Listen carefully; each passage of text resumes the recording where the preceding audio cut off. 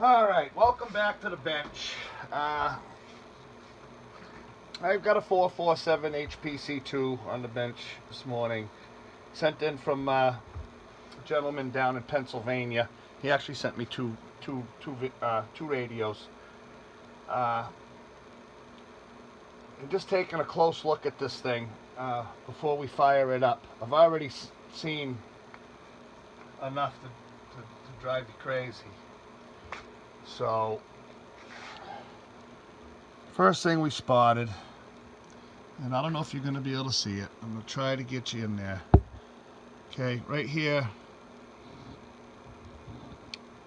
by W501. You see this wire?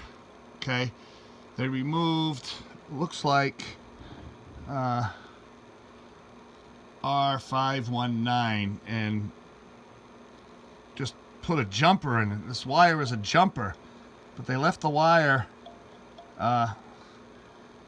just hanging out in midair like that. That's shabby work as far as I'm concerned. And I believe what they're trying to do is modify the modulation right here. And if that's the case, that's not where you do it. There's other steps you take. And then I noticed over here, and I haven't knocked them out yet. I don't know if you can see that. See that little, looks like drill bit shavings or something. I really don't, well, it's not a shaving. It's definitely, oh, there it goes. So that just came off, and I did notice there's another one.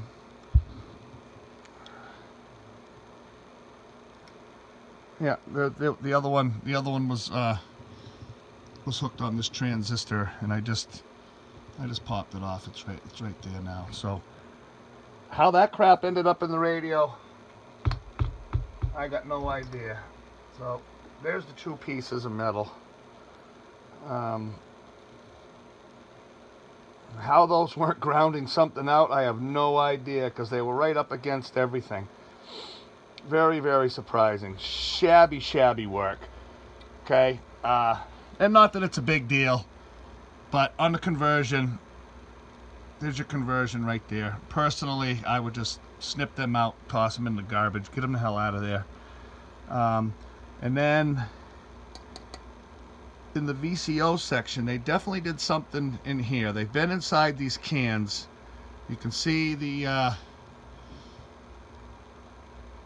soldering job here. The can, I don't know if you can see it, the can is separated, bent out in between the two cans. It's all bent out, and there's a big blob of solder down here on the back. So before we fire this thing up, we really gonna have to go and give it a good once over.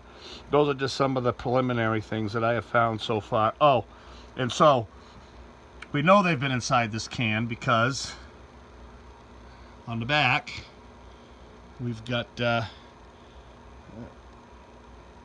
don't know if that's burnt. We're gonna have to clean that up and see if that's burnt or if it's just some hot flux left over.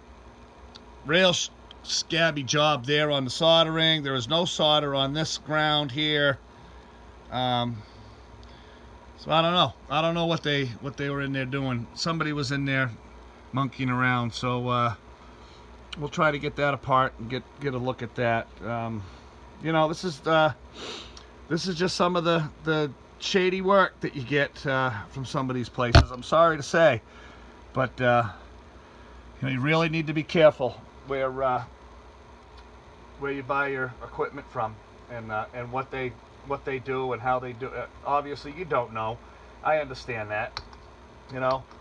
Somebody claims they're gonna take care of you and do it the right way, and it's hard to figure it out. But shame on them. It's not the customer's fault. Shame on the people that are doing this kind of scabby work. That's all I got to say. So anyway, we'll give it another good once over. Oh, and by the way, the coils in the back, I noticed that, and I just forgot to point it out. Okay, coils in the back are spread, so Just shabby work. The wire hanging up like that. The soldering, the burnt flux on the back of the board. Just bad work. So anyway, we'll get it checked out. We'll check the receive on it, because I believe that's the VCO section right there that they were monkeying around in. Check the receive on it and open that up and see what's going on in there. I probably don't want to open it up, but I'm gonna have to. Anyway, that's that for that, and we'll have a follow-up. I don't know when, but soon. So we'll see you then. Thanks for watching.